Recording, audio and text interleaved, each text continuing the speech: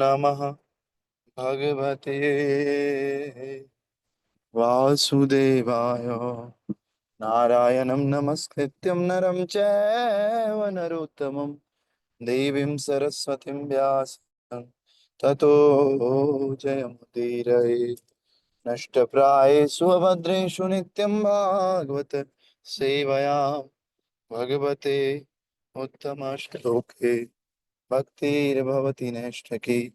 कृष्णाय वासुदेवाय देवकी नंदनाय च नंदगोपकुमाराय श्रीगोविन्दाय नमो नमः। मूकं करोति वाचालं पङ्गुं लङ्घयते गिरिं यत्कृपां तमहं वन्दे श्रीगुरो दीनतारिणं श्रीपरमानन्दमाधवं श्रीकृष्णचैतन्य ईश्वरम् गुरुवे गौरचन्द्राय राधिकाय तदालये कृष्णाय कृष्णभक्ताय तद्भक्ताय नमो नमः। नमो विष्णुपादाय कृष्णपृष्ठाय भूतले श्रीमते भक्तिवेदान्त स्वामिने इति नामिने। नमस्ते सरस्वते देवे गौरवाणी प्रचारिणे निर्विशेष शून्यवादी पाश्चात्य देशतारिणे। जय श्री कृष्ण चैतन्य प्रभु नित्यानंद श्री अद्वैत गदाधर शिवासादि गौर भक्त वृंद। हरे कृष्णा कृष्ण कृष्ण हरे हरे हरे राम राम राम हरे हरे। हरे कृष्णा कृष्ण कृष्ण हरे हरे हरे राम राम राम हरे हरे। नमो पंकजनाभाय नमो पंकजमालिने नमो पंकजनेत्राय नमस्ते पंकजाग्रय। ग्रंथराज श्रीमद्भागवत महापुराण की जय। श्री प्रभुपाद गुरु महाराज की जय। अनंत कोटि वैष्णव वृंद की जय। नामाचार्य श्री हरिदास ठाकुर की जय। निताई गौर हरि प्रेमानंदे हरि हरि बोल। तो आप सभी भक्तों का स्वागत है श्रीमद् भागवतम की कक्षा में। आज हम दूसरे स्कंद का पहला अध्याय और पहले अध्याय का 20वां श्लोक पढ़ रहे हैं, जो इस प्रकार से है। रजस्तमोभ्यम आक्षिप्तम विमूढ़म मन आत्मनः यक्षये उद्धारणया धीरो हन्ति त्या तत्कृतं मदम्। हरे हरे कृष्ण कृष्ण। कोई प्रभु। रजस्तमो भागमाक्षिप्तः विमूढमनात्मनः यच्छेयद्वारणाधीरोः अन्तया तत्कृतं मलम्। हरि बोल। और कोई भक्त? हरे कृष्ण गुरु जी। यस। रजस्तमो भ्रम अपिक्षिप्तं विमूढं मन आत्मनं यच्छेद्वाराधीरो अन्तियातति कृतं भवम्। ओके। हरे कृष्ण। यस, हरे कृष्ण। रजस्तोभ्यामाक्षिप्तं विमूढं मन आत्मनः यच्चोद्धारणया धीरो हन्ति यातत्कृतं मलम्। Okay, Hare Krishna. Thank you. तो आप सबका स्वागत है। हमने देखा था इस प्रकार से भगवान ने कहा, ये सुखदेव गोस्वामी ने कहा कि अगर आपको भगवान की प्राप्ति करनी है तो उसके लिए आपको अपने मन को स्थिर करना होगा और एक आसन में बैठ करके पवित्र भगवान नामों का जप करना होगा। इससे धीरे धीरे आपके अंदर की मलिनता खत्म होगी। और फिर कहा था हमें विष्णु के ऊपर ध्यान करना चाहिए, विष्णु के दिव्य अंगों के ऊपर ध्यान करना चाहिए। ऐसा ध्यान करने से, वो भी कहा बिना विचलित हुए, में ध्यान करना है। तो आज का जो श्लोक है वो इस प्रकार से है। इसका अर्थ इस प्रकार है। One's mind is always agitated by the passionate mode of material nature and bewildered by the ignorant mode of nature. But one can rectify such conceptions by the relation of Vishnu and thus become pacified by cleansing the dirty things created by them. तो हिंदी में कर रहे हैं लोग क्या? नहीं कर रहे? चलो ठीक है। तो इसका अर्थ क्या है कि हर व्यक्ति जो है इस संसार में डेविएटेड है, एजिएटेड है, मतलब हर व्यक्ति विचलित होता है। इंद्रिय तृप्ति के कारण हर व्यक्ति विचलित हो रहा है। तो इसका क्या है, हर व्यक्ति जो विचलित हो रहा है ये प्रकृति का नेचर है। 3 गुणों के अंदर में हम हैं और इन 3 गुणों के कारण हम विचलित होते हैं। तो इसका एक ही उपाय है कि हम लोग किसी तरह से अपने आप को भगवान विष्णु से संबंधित कर दें।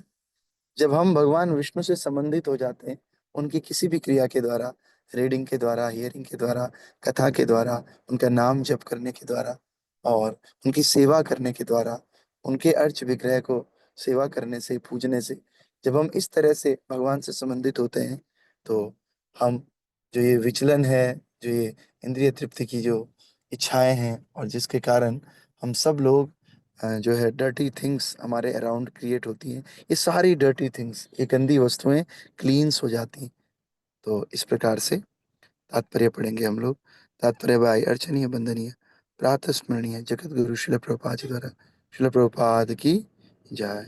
तो जो व्यक्ति सामान्य तो रजोगुणी तथा तमोगुणी है, वे भगवान की भगवत प्राप्ति की दिव्य अवस्था में स्थित होने के लिए प्रामाणिक उम्मीदवार नहीं हो सकते। केवल सतोगुणी व्यक्ति ही परम सत्य का ज्ञान प्राप्त कर सकता है। ये हमने कल पढ़ दिया था। हरे कृष्ण। हम नेक्स्ट पढ़ेंगे आज। तो नेक्स्ट वाला श्लोक है यस्यां संधार्यमानायन योगिनो भक्ति लक्षण आसु संपदते योग आश्रयम भद्रमाक्षितः। तो इसका अर्थ इस प्रकार से है कि हे राजन, इस स्मरण पद्धति से तथा भगवान के सर्व गुण संपन्न साकार स्वरूप को देखने की आदत में स्थिर होकर मनुष्य शीघ्र ही भगवान की प्रत्यक्ष शरण में उनकी भक्ति प्राप्त कर सकता है। तो कह रहे हैं राजन, जो ये स्मरण करने की विधि है, जो विधि श्रवण और कीर्तन के बाद आती है, जब हम श्रवण करते हैं, फिर कीर्तन करते हैं और फिर भगवान का स्मरण होता है, तो ये स्मरण करने की जो पद्धति है ना, इससे क्या होता है, भगवान का जो सर्व गुण संपन्न साकार स्वरूप, इसको देखने की आदत हो जाती है। और इसको देखने की जो आदत है, इससे क्या होता है, शीघ्र ही भगवान की प्रत्यक्ष शरण में हम उनकी भक्ति प्राप्त कर लेते हैं। क्योंकि हमने और मार्ग भी भगवान की शरणागत जाने के लिए बताए थे। तो कोई अद्वैतवादी है, कोई कोई निराकारवादी है, कोई निर्विशेषवादी है। लेकिन जब हम इन सबको सबसे ऊपर उठ करके भगवान के रूप का दर्शन करने के हैबिचुअल हो जाते हैं, भगवान का रूप दर्शन करने के आदी हो जाते हैं, तो इसी आदत के कारण बहुत ही जल्दी हम भगवान को प्रत्यक्ष रूप से उनके शरणागत होते हैं और भगवान की भक्ति प्राप्त कर सकते हैं। ये तरीका सुखदेव गोस्वामी बता रहे हैं परीक्षित महाराज का, है कि नहीं। तो इसमें तात्पर्य इस प्रकार से है। तात्पर्य व्याय अर्चनीय बंदनीय प्रातः स्मरणीय जगत गुरु श्रील प्रभुपाद जी द्वारा। श्रील प्रभुपाद की जय। प्रभुपाद बता रहे हैं भक्ति भाव की सहायता से ही रहस्यपूर्ण कार्यों में सफलता मिलती है। सर्वेश्वरवाद या सर्वत्र शक्तिमान की उपस्थिति को अनुभव करने की प्रणाली भक्ति भाव के अभ्यस्त होने के लिए मन को प्रशिक्षित करने का एक प्रकार का तरीका है। और रहस्यवादी की यह भक्ति भाव ही ऐसे रहस्यवादी प्रयासों का सफल समापन संभव बनाती है। तो हमने जैसे कल कहा था, सर्वेश्वरवाद क्या है? सर्वेश्वरवाद है हर चीज को भगवान से जोड़ना, हर जगह भगवान की उपस्थिति को महसूस करना और भगवान से कृष्ण के लिए ही हर काम करना। इसको बोलते हैं सर्वेश्वरवाद। कुछ छोड़ना नहीं है जिंदगी में, सब काम करने, लेकिन भगवान को ऐड करके, भगवान के साथ ये काम करने। तो इसको सर्वेश्वरवाद बोलते हैं। और सर्वेश्वरवाद भगवान को अनुभव करने का सर्वश्रेष्ठ मार्ग है, ऐसा प्रभुपाद जी बता रहे हैं।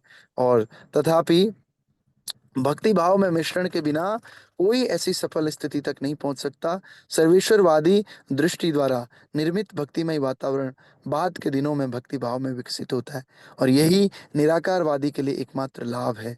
और भगवत गीता में इसकी पुष्टि की गई है कि आत्म साक्षात्कार का निराकार मार्ग अधिक कष्टदायक है। मैंने आपको कल भी बताया था, क्लेशोधिक तरस्ते शाम। भगवान गीता में कह रहे हैं कि निराकार वाला मार्ग भी मेरे पास ही आता है, लेकिन अंतर क्या है कि वहां पर बहुत सारे कष्ट हैं, बहुत ज्यादा कष्ट हैं। और कई बार, ज्यादातर योगी जो है उसका नीचे गिरने का भय रहता है। लेकिन भक्ति में जो स्थित होता है, थोड़ा सा भी भक्ति करता है, तो भगवान उसी गीता में कहते हैं स्वल्पम अपयश्य धर्मस्य त्रायते महतो भयात्। थोड़ा सा भी अगर कोई इस भक्ति के मार्ग पर चलता है, तो बड़े से बड़े भय से भगवान उसकी रक्षा करते हैं। तो इसीलिए हमें सब प्रकार के वादों को छोड़ करके सर्वेश्वरवाद में स्थित होना चाहिए, भगवान की भक्ति में स्थित होना चाहिए। यही गीता बता रही है, यही भागवतम बता रहा है और यही सारे वैदिक लिटरेचर का सार है। फिर आगे कह रहे हैं अधिक कष्टदायक है, क्योंकि ये अप्रत्यक्ष रूप से लक्ष्य तक पहुंचता है। जो भी वस्तु अप्रत्यक्ष रूप से पहुंचती है ना, वो कष्टदायक होती है। जैसे कोई घुमा घुमा के बोल रहा है, डायरेक्ट नहीं बोल रहा है, तो जिसको वो बात बता रहा है बड़ी मुश्किल होती है। वो कहता है भैया यार सीधे सीधे बताओ ना, मैं नहीं समझ पा रहा हूँ, लेकिन वो व्यक्ति सीधे सीधे बता ही नहीं रहा है। इसी प्रकार से भगवान तक पहुंचने के कई अप्रत्यक्ष रास्ते हैं। इन रास्तों को क्रॉस करके हमें प्रत्यक्ष मार्ग पर आना है। और प्रत्यक्ष मार्ग क्या है? भगवान का सगुण साकार रूप, सर्वगुण संपन्न साकार रूप को स्मरण करना, उनका कीर्तन करना, उनका भजन करना, और उनकी कथाओं का, उनके रूप का श्रवण करना। ये सर्वेश्वरवादी मार्ग है, और यही भक्ति का मार्ग है। और यद्यपि निराकारवादी भी बहुत समय के बाद सगुण रूप में आसक्त होते हैं, वास्तव में एक न एक दिन सबको सगुण रूप के पास जाना ही जाना है। इसलिए भगवान गीता में कहते हैं वासुदेवम सर्वम इति स महात्मा स दुर्लभ। ऐसा महात्मा बड़ा दुर्लभ है जो भगवान श्री कृष्ण को ही सब कुछ मानता है। लेकिन ये कब होता है? जब बहुनाम जन्म नामन्ते ज्ञानवान मां प्रपद्यन्ते।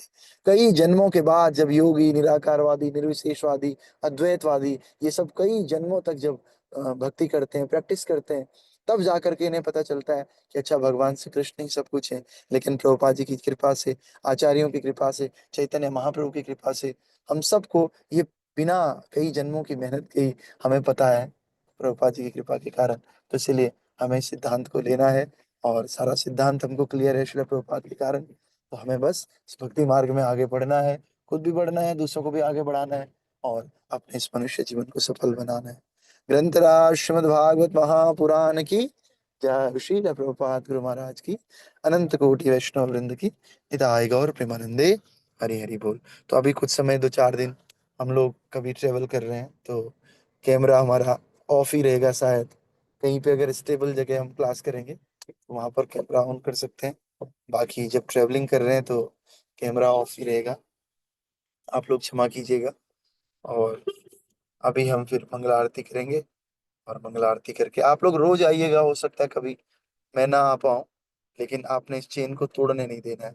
आपने रोज 6:30 बजे क्लास में आना है, और कोई भी क्लास करे उसको आपने सुनना है। ये श्लोक आज की चेन नहीं टूटनी चाहिए, क्योंकि हम उचित समय देख करके मैं तो कर ही लूंगा, हम जितने लोग साथ में हैं, लेकिन जो आप लोग हैं, आप लोगों को इसी क्लास में आना है।